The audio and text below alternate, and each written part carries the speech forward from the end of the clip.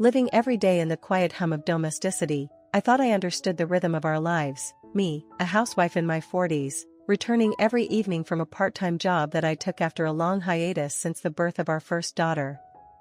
That evening, however, as I pulled into the driveway and saw Ella, my second grader, huddled on the cold ground of our garden, everything felt amiss. The chill of the air had bitten into her skin, painting her cheeks and the backs of her hands with a harsh mix of red and black. Despite her condition, her smile upon seeing me was a feeble attempt at reassurance. "Mom, welcome back," she greeted, her voice as fragile as her smile. "Why are you outside, Ella? What happened? Where's Dad?" I asked, dropping my bags and rushing to her side. Ella's smile waned into a resigned mutter. "Dad left with Mila for a family trip. Just the two of them, calling it a family outing." The sting of abandonment wasn't new to us, but using the term family trip felt like a deliberate slight from Henry, a low blow underscoring his disregard for Ella's presence in his life.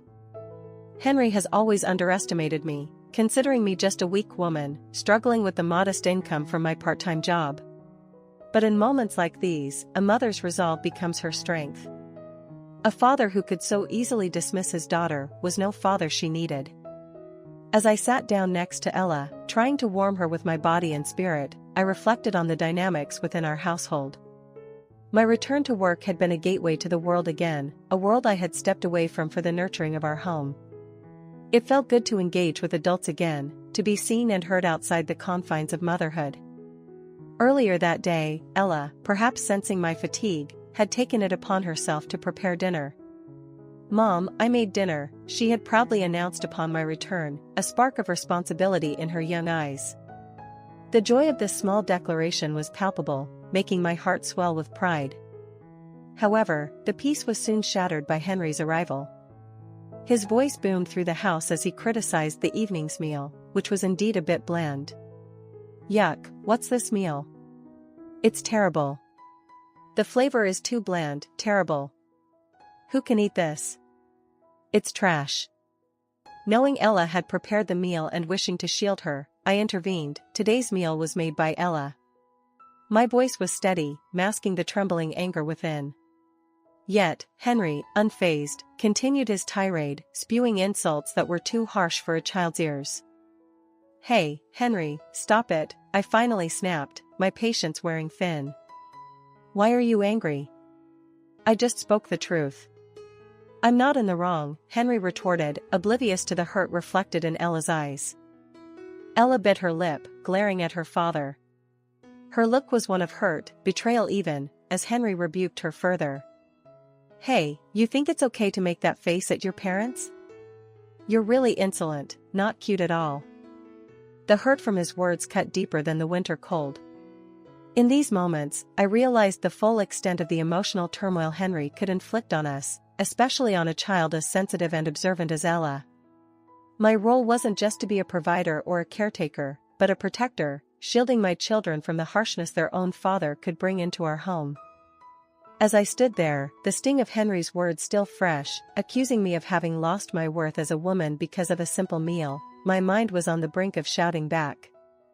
But just then, Mila, our little peacemaker, waltzed into the room. With the innocence only a child possesses, she announced her plan to cast a spell on her father's meal by spreading jam on his bread, chanting in her sing-song voice, "Let it be delicious, let it be delicious." Her simple act, full of genuine intent to smooth over the cracks emerging in our evening, changed the air in the room. Henry's face softened as he watched Mila, and he affectionately patted her head. "Mila, thank you. Mila is cute, huh? Yeah, Maa is cute, big sister is cute too." His words, trying to retract his earlier harshness, came a little too late but were a balm nonetheless. Mila's smile beamed up at him, unaffected by the tension that had just filled the room. She was our little magician indeed, effortlessly calming storms with her cheerful innocence. Henry had just smiled maliciously at Ella, attempting to belittle her efforts in the kitchen, and here was Mila, effortlessly shifting his mood. In our household, the bonds could best be described as frayed. Henry seldom showed genuine interest in me or our daughters. Even when Mila faced challenges with her friends, he remained indifferent. Sure, he was not a man of vices, moderate in his drinking, no gambling, no violent tendencies, but his detachment from the family and his laissez-faire attitude towards our daughter's upbringing and household responsibilities spoke volumes. He wasn't per se a bad person, just seemingly devoid of any real sense of fatherhood. Our marital strain deepened about half a year ago, the night Henry came home drunk and overly cheerful, disrupting the quiet of the evening with his loud entrance. "Hi, Lord Daddy has returned," he bellowed, disturbing the girls who were winding down for the night. "Dad, don't stick to me, you smell," Ella complained, recoiling from his boozy stench. "Don't say that, Dad's a good man, right? You love me, right?" he had persisted, but his words only served to alienate her further. From that day, Ella began to refer to Henry as smelly and avoided him, a sentiment that grew even when Henry was sober. I, afflicted with chronic rhinitis and unable to smell as acutely, could only watch as their relationship deteriorated. Henry seemed to take Ella's aversion as a personal affront, labeling her as annoying and unendearing. Observing this, I felt caught between my daughter's growing independence and the widening gap in her relationship with her father. I believed Ella's reactions were part of her maturing, part of her forming her own boundaries, and I watched carefully, hoping for resolution. Then came another evening, when Henry returned from work, loudly declaring his arrival with a box of cakes in hand. "I've got souvenirs," he announced, drawing even a smile from Ella at the prospect of a sweet treat. But as he opened the box, revealing only 2 cakes, my heart sank a bit. There wasn't one for each of us. "Here, Mila, you get the chocolate cake, you like it, right?" he said, and turning to me with a mischievous smirk, he continued, "And this cheesecake is for me." Ella's fleeting smile vanished as quickly as it had appeared. She turned her back on Henry, dismissing the gesture altogether and flicking on the TV, her actions speaking louder than words. In that moment, I felt a deep sadness for her, for the simplicity of her needs, a recognition from her father that went unmet, leaving her to retreat into the safety of indifference. As I stood in the kitchen, watching Henry divide the cakes with an almost provocative disregard for fairness, a simmering irritation built inside me. "Wait a minute, what about Ella's share?" "This isn't right," I found myself saying, unable to mask the frustration in my voice. Henry, with a sneer that seemed prepared for my objection, retorted unsettlingly, "Hey, I bought it with my money. I don't see why I should be scolded by you." He then turned to Mila, trying to ignore the tension. "Here Mila, let's eat together, okay? Let's eat, big sister, Mom, let's share." His tone, dripping with malice, didn't escape me, nor did it affect Mila, who joyfully started preparing plates and forks for all of us, her innocence shining through. "No, it's just for me and Mila," Henry interjected, flustered but unable to maintain his facade against Mila's radiance and enthusiasm. Seeing Ella's discomfort grow, I couldn't stand by and watch her feel excluded and hurt. I swiftly went to the nearby grocery store and returned with a variety of sweets. "Let's start our dessert party," I announced, hoping to lift the spirits in the room. Finally, a genuine smile returned to Ella's face. In stark contrast, Henry clicked his tongue ostentatiously, eating a cheesecake, Ella's favorite, with exaggerated, almost spiteful chews. His display was not just strange, but pointedly hurtful. The next morning, his complaints continued, "You spoil Ella too much. Buying her cake just because she pouts a little will only make her more arrogant. She's cheeky, so you need to discipline her properly." "Discipline? Giving Mila cake but not Ella is your idea of discipline?" I retorted, exasperated. "That just makes Ella feel bad, and Mila can't enjoy her cake either. Think about both of their feelings." Henry probably couldn't keep up with Ella's growth, but responding to a rebellious daughter with a rebellious attitude of his own was not the solution.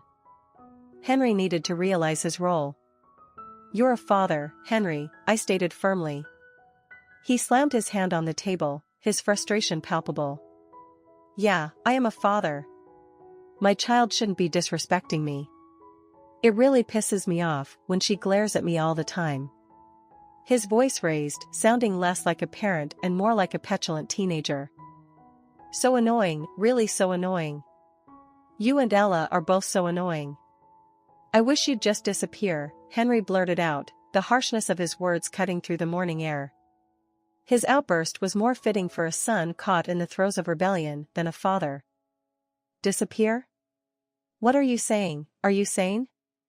I challenged, shocked and deeply hurt by his words. That's it.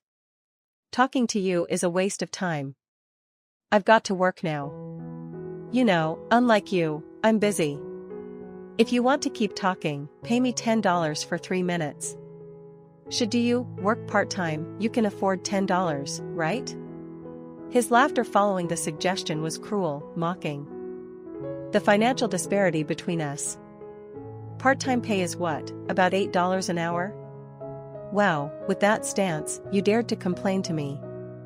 You're living thanks to me, so making me feel comfortable is your job. First, deal with that selfish Ella. Make her unable to be selfish, got it? Henry's words were like a slap, underscoring his lack of empathy and understanding of the dynamics within our family. His approach was not only unfair but deeply damaging, leaving me to ponder the sustainability of our family's emotional health under his skewed perceptions of discipline and affection. The heat of anger had spread through my body, my mind roiling with insults that I desperately wanted to hurl at Henry. However, as my face flushed red and my body trembled with rage, all I could do was stand there, speechless, while Henry mocked my appearance. Wow, what a weird face. Why did I even marry someone as annoying and ugly as you? Alright, because of Ella. So, my life got messed up because of Ella. Everything's Ella's fault, huh? His words were like daggers, and his half-smile as he left for work was a clear sign of his disregard for the pain he caused. After he left, I suppressed the urge to scream and instead hit my chest in frustration. Thankfully, Ella and Mila were still asleep. I couldn't bear for them to see me like this. In the quiet of the morning, my feelings of despair overwhelmed me. I despised Henry, not just for his cruel words, but more so for making me feel so powerless. Ella, Mila, I want to protect you, I whispered to myself as I crouched down and cried silently, acknowledging my powerlessness. The reality that my part-time job paid less than $10 an hour haunted me. I alone couldn't provide my daughters with a life any different from what we had now, even with such a dismissive father as a part of their lives. Suddenly, I heard the soft voices of Mom, good morning. Mom, are you okay? They mustn't see their mother like this, broken and crouched on the floor. I quickly wiped my tears, caught my breath, and forced a cheerful tone. Sorry, good morning, you too. Mom will make breakfast in a bit, so wait for me, okay? I smiled brightly at them and headed towards the kitchen, but Ella grabbed my hand tightly, and Mila grasped the other. The warmth of their hands and their concerned eyes looking up at me pierced through my heart, reinforcing my resolve to protect them more strongly. Attempts to talk to Henry afterward proved futile. He refused to listen, stubbornly insisting the problem was Ella's annoying attitude. Indeed, Ella didn't vocalize her issues, but she clearly avoided Henry, expressing her discomfort through her actions. When I tried to advise her, explaining that expressing disdain could hurt her father, Ella hesitantly mumbled, her eyes filling with tears, "But Mom, the smell of Dad. I really hate it. Don't you notice?" I was taken aback, confused by her reference to a sweet smell from Henry. Listening to her, it was evident that whatever was causing this odor was deeply affecting her. The relationship between Henry and Ella remained strained, and though he doted on Mila, treating Ella roughly, his partiality was painfully obvious. "Maa is really cute, if only I have Mila, I'm happy," Henry would often say, dismissively. Before I could react in anger, Ella stopped me, whispering so only I could hear, "Mom, any words will only lead to a pointless argument. It's just stupid." This weekend brought a rare incident. I had part-time work on a Saturday and left home for a half-day. This break from our usual routine seemed insignificant at the time, but the events that would unfold were anything but. "I'll take care of Mila, so you can work. You'll earn at least tonight's dinner money, right?" Henry's sarcastic tone was irritating, but trusting him with Mila, his favorite, seemed the lesser of two evils as I let Ella go to a friend's house for the morning. Work dragged on longer than expected, and it was 2 p.m. when I finally hurried home, later than the planned 1 p.m. "Henry, did you feed Ella and the rest lunch?" I called out as I approached the house, but no reply came. With a deep sense of foreboding, I reached the entrance, feeling a slight presence from the garden, a place that, now barren in winter, was not usually frequented by the girls. A bad feeling washed over me, prompting me to peek into the garden. There was Ella, sitting on the cold soil, hugging her knees, her small hands trembling from the cold. "Ella, why?" I rushed over, wrapping her ice-cold hands in mine to warm them. Her exposed cheeks and hands were red and blackened by the cold. Seeing my face, Ella managed a weak, relieved smile. "Mom, you're back. Sorry to keep you waiting. But why are you in the garden? What happened? Where's Dad?" Keeping her smile, Ella murmured resignedly, "Mila and a family trip." Remembering how Henry had been unusually happy about spending time with Mila this morning, I felt a twinge of guilt for having dropped Ella off at a friend's, and then heading straight to work without a second thought. I had told Henry that Ella would be back by noon, and it seemed that just around that time, Henry and Mila had left on what he called a family trip.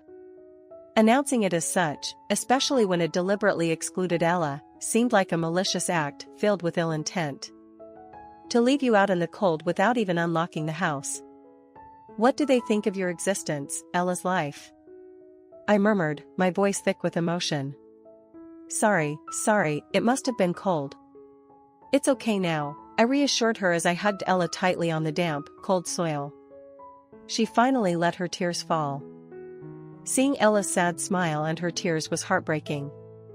"Then we'll move out, just the two of us," I found myself saying, surprising even myself with the decisiveness of my words. Ella looked up, surprised by the suddenness of the suggestion. "The move I had been planning for some time," I explained, deciding now was the time to act. "But what about Mila?" Ella asked, her voice tinged with anxiety. "Mila will be okay," I reassured her, trying to bolster her spirits as we immediately began preparing to move. While packing, I called Henry. It took several tries, but finally, he answered after I redialed a few times. "What, you're calling too much, it's scary," he complained, unaware of the urgency in my voice. He should know best why I was calling him repeatedly. "Where did you go, leaving Ella behind?" I asked, my voice stern. Out with Mila." "She's my child, what's wrong with taking her out?" Henry retorted defensively. "It's okay to go out, but leaving Ella behind is terrible." I tried to stay calm but couldn't help raising my voice, feeling the injustice of his actions. I was determined to protect Ella, to ensure she never felt excluded or less loved again. Our next steps were clear, and as we packed, the resolve in Ella's eyes told me she was ready for this new chapter, away from the disparities and neglect she had endured. I was apprehensive about how Henry would react if I spoke my mind, fearing his anger. However, to my surprise, he seemed nonchalant about it. Ella's already in elementary school, it's fine." "You're too overprotective," he said, almost enjoying our family outing. I could hear the joyful music of an amusement park in the background through the phone as we conversed. But then, I dared to ask, "Give me back Mila." "No way. Don't talk about her like she's your property." "Mila loves me more than you," Henry laughed out loud. His laughter was unpleasant, and I wished I could cover my ears, but through it, I faintly heard Mila's voice. "Hey, is that Mom on the phone?" Then, the call abruptly ended. No matter how many times I redialed, I couldn't reach Henry again. Left with no other option, I left a note on the table, stating that we were leaving, and departed with Ella. It was late at night when Henry finally called, demanding to know where we were and why we weren't home. I left a note, "Henry. Ella and I can't keep up with you anymore." "That's why we left the house," I replied. "Huh? What about meals?" Henry's concern seemed to revolve solely around meals. I was so disheartened that I couldn't find words to respond. "Don't mess around. Your job is to make meals and clean. Hurry back, he demanded. But my decision was firm. I'm not coming back, I stated firmly. What? Then what about today's meal? It's unfair to just leave like this. Henry's frustration was palpable. Meanwhile, Mila was whining in the background, Papa, hey Papa, dinner. But I couldn't provide her with an answer. Mila, since Mom left on her own, there's no meal, Henry explained to her. This is so annoying. Maybe I'll order takeout, but then we spent quite a bit on the trip, Henry muttered to himself. While I was concerned about Mila, I couldn't help but feel that Henry should enjoy his precious time with her as much as he wanted. 3 days passed without any contact from Henry. He had been calling frequently, but I chose to ignore all his calls. Today, however, the incessant ringing of the phone pushed me to answer. Hey, I've called you so many times. What are you doing? Come back home now, Henry pleaded. That's why I'm not coming back. Shut up, I retorted, feeling exasperated. But Henry persisted, come back, just somehow. Please. I could sense the weariness in his voice, a tiredness that perhaps stemmed from being with Mila, something he had never fully engaged in before. Pleaded by Henry, I decided to return home. As I opened the door, Mila rushed towards me with the enthusiasm of a dog, leaping into my arms with force. Mama, welcome back, she exclaimed happily. Mila, I'm home. Were you lonely? I asked her. Not at all. I'm fine, she replied brightly, with a smile. From behind her, a worn-out Henry walked in, looking resentful. Where have you been, and what have you been doing all this time? He demanded, the bags under his eyes revealing his exhaustion. I couldn't help but feel a surge of frustration and confusion as I stared at the note I had left about leaving. But more importantly, my mind raced with questions about where Henry had taken Mila without my permission, especially to the amusement park. Before Henry could utter a word, Mila chimed in, her innocent voice breaking the tension. I went to the amusement park with Papa. Wow, Mama, that's great. Did you have fun with Papa? Her excitement was palpable, and I couldn't help but smile at her enthusiasm. You know, Amelia's mom was also there, she added. Really? Amelia's mom? I turned around slowly, my gaze fixed on Henry, who seemed to avoid eye contact, a sign that he was hiding something. Hey, Henry, who's Amelia's mom? I pressed, sensing his discomfort. Henry stumbled over his words, his unease becoming more apparent. Well, that Amelia is as. He trailed off, but Mila, with her radiant smile, interjected, Amelia's mom is Mila's new mom. I have 2 moms now. Isn't that great? Her words hit me like a sudden wave of realization. No, that's not it, Mila. Mom is only Aurora, right Aurora? I corrected gently, my heart sinking at the revelation. Henry's panic was evident as he attempted to salvage the situation. It's not what it seems, and it's over with Amelia, he insisted desperately. But I couldn't shake off the feeling of betrayal. I knew you were cheating, Ella told me. She said she could smell sweetness coming from you. She was avoiding you not because of the smell, but because she hated having a father who cheats, I confessed, my voice barely above a whisper. Even Henry grimaced at the accusation, but he didn't stop making excuses. Amelia and I were just hanging out.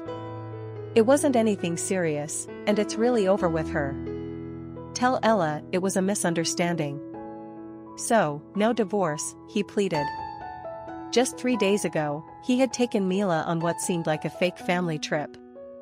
It was hard to believe his words now, but perhaps divorce was inevitable. I nodded in resignation, feeling the weight of disappointment settle in. So, you got dumped by your affair partner, I stated bluntly, unable to mask my disappointment. Henry nodded silently, his expression one of defeat. You're a father with children. A man who easily breaks his family won't be happy even if he remarries. Keep silent if you're going to spout nonsense like that. I'm not at fault, he retorted defensively, pointing an accusing finger at Mila. What do you mean, Mila's fault? I snapped, incredulous. You enjoyed the amusement park, right? Henry countered. Yes, but after you left, I had to bring Amelia home. That's the worst. It's your fault for leaving on your own, he accused. Even Amelia, after taking care of Mila for half, that coward, Henry muttered bitterly. Though agitated, he soon slumped his shoulders, the weight of the situation evident in his posture. Meanwhile, Mila, ever the peacemaker, tried to diffuse the tension by offering snacks, filling our hands with treats. Despite the chaos, her kindness shone through, a beacon of light in our troubled family dynamic. In the midst of it all, Mila dashed back to get more snacks from the amusement park, her excitement palpable. However, her repeated trips resulted in getting lost several times, which was more than just annoying. Worse still were her tantrums since returning from the park. She seemed inconsolable, even when I ordered takeout for dinner, crying because she didn't want the hot dogs or hamburgers. It was perplexing, since she never liked them to begin with. I even ordered pizza, but she continued fussing loudly. Mila's particular about plain bread with jam, and her pickiness seemed to be getting out of control. Mila hardly sleeps at night, and when she does, she starts crying out. When am I supposed to sleep? I lamented, acknowledging the dark circles under Henry's eyes. Usually, Henry slept in a separate room, but he seemed unfazed by the noise. She's out of control. The moment we step outside, she suddenly starts running off into the street without any sense, I complained, puzzled by her behavior. Even though she appeared excited at the amusement park, she continued running off recklessly. Henry handed more snacks to Mila, but his expression remained serious. Sitting down in the hallway, he held his head in his hands, visibly exhausted. I'm tired. It's your fault. You failed at parenting. You're a failure as a mother, aren't you? He accused bitterly. I squatted down in front of Henry, meeting his gaze directly. I'm a failure as a mother? What about you? You knew nothing about Mila, even though she's already 3 years old. What have you been doing for these 3 years? I challenged him. His face flushed with anger. Shut up. I'm working, so it's your responsibility to take care of the kids. Don't burden me anymore. Just come back home, he demanded. I sighed, contemplating our failures as parents. Did we fail at parenting? I mused aloud, feeling the weight of our shortcomings. It's a massive failure, really, I concluded, my tone cold as I stood up, gazing down at Henry with steely resolve. So, the father who shows no interest in his children and cheats is the one who turned out to be a failure, Henry. That's what you've become, I asserted firmly. Being mean to a defiant child, abandoning a child who doesn't do as you wish, is that being a father? We don't need a failed father like that, I declared, unwilling to back down. Henry seemed unable to withstand the pressure, faltering somewhere in the face of our collective failures as parents. I had always considered parenting to be my responsibility, especially since Henry was the one providing for us. But faced with his foolishness and infidelity, continuing as a family seemed impossible. Come back, Henry pleaded, but I stood my ground. No way. I just came to pick up Mila. Henry, you're not needed. I'm not your mom. I have no obligation to indulge your whims, I asserted firmly. Henry's usual pompous demeanor faltered instantly in the face of my defiance. Sorry, I was wrong to cheat, but I'll properly break up with Amelia, okay? She's the worst, you know, he ranted, attempting to justify his actions. She said she wanted to take care of cute little Mila if we got married, but she gave up after half a day. Useless, right? She's over 30 and still lives with her parents, can't even make a meal. Mila's mom is only you after all, he continued, trying to smooth things over with his words. But deep down, I felt that he was utterly untrustworthy. Right. I'm Mila and Ella's mother, so I'll never abandon them and will protect them, I declared firmly, cutting off Henry's attempts at reconciliation. Then, as a father, Henry's voice trailed off as I interrupted, it's too late. We don't need Henry. Why don't you go back to your mom and get re-raised? Whether out of anger or despair, Henry trembled slightly, his hands on the floor as he breathed heavily. "Papa, I'll give you some snacks," Mila offered, trying to ease the tension. She stacked snacks in front of Henry, who lifted his head slightly and took Mila's hand. "Mila, you like Papa, right?" he asked tentatively. Not really." "It's okay if you're not here," Mila replied innocently. "But you said you liked me, right?" Henry persisted. "Yeah, I like you this much," Mila demonstrated by barely touching her fingertips together. I couldn't help but chuckle at her honesty. "That's basically zero," I remarked. Unfazed, Mila spread her arms wide and declared, "And I love Mama this much," as she ran down the hallway, her love for me overflowing. Henry's face paled as he realized that we didn't need him. "Goodbye, Henry," I said firmly, picking up Mila and leaving the house we had once shared. Left alone, Henry seemed to lack the energy to do anything. Weakly, he raised his right hand as if to say something, but no words came out.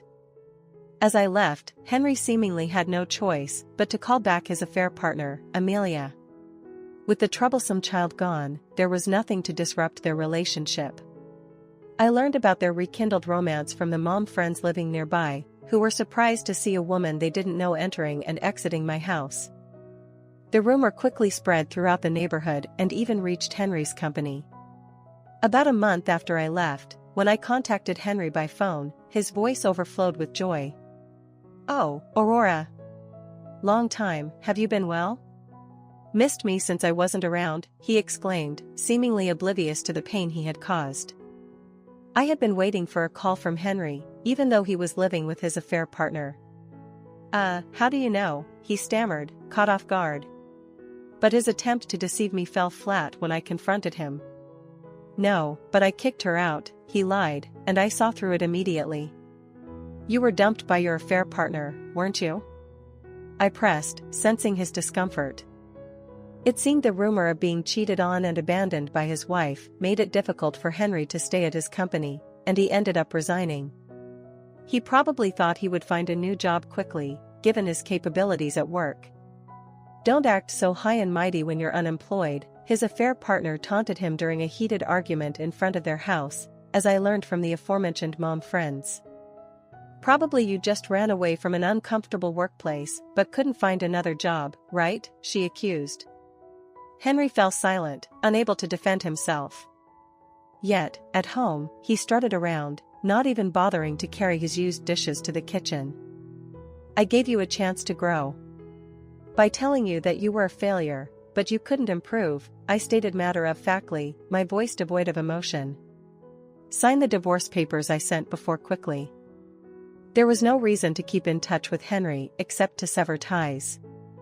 Reluctantly, not wanting to face further scrutiny, Henry agreed to the divorce amicably.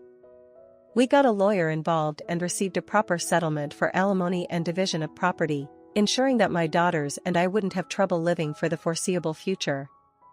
"Sorry for being late," I apologized to my daughters when I returned home from work. A pleasant aroma filled the air. "Oh, beef stew today, huh?" I remarked, feeling a sense of warmth and comfort. "Grandma and I made it." "Great, I can't wait to eat," Ella exclaimed excitedly. Moving back to my parents' house with my daughters wasn't easy, and Ella had to change schools because of the district change. But as she wisely reminded me, friends can be made anywhere, but you only have one mama. I hesitated to rely on my parents, but Ella's encouragement gave me strength. Now with my parents' help, I can work full-time, I realized, grateful for their support. "Hey, Mama," Mila made the carrots and the beef stew into star shapes. "Isn't Mila amazing?" Ella praised her younger sister, and my parents indulged Mila's quirks and unbelievable actions with a smile. They seemed to have more patience because she was a beloved grandchild. I remember them being stricter with me when I was a child, though, I chuckled to myself. But despite the challenges, Ella and Mila's beef stew was delicious, with a secret ingredient. "What could it be, H?" Ella teased, flashing a sly smile. "The correct answer is chocolate," Mila exclaimed, unable to contain her excitement. In the midst of such an ordinary life, I felt overwhelmingly happy.